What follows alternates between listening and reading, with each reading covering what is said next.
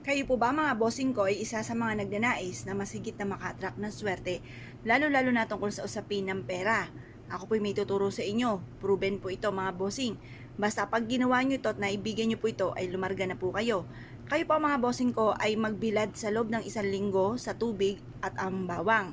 Ito po ay bukod po sa swerte rin po yan na humihigop yung tubig ng mga negatibong enerhiya, ang bawang naman ay nag-a-attract ng swerte lalo na sa pera. Ngayon po, bukod po dyan, mainam na subukan nyo po itong gawin mga bossing. Proven po itong aking tuturo sa inyo. Ngayon po mga bossing, ang gagawin nyo lamang, kumuha po kayo mga bossing ko dito. Pagtapos kapag naibilad nyo siya at sinibulan na, kayo po ay humarap sa may silangan.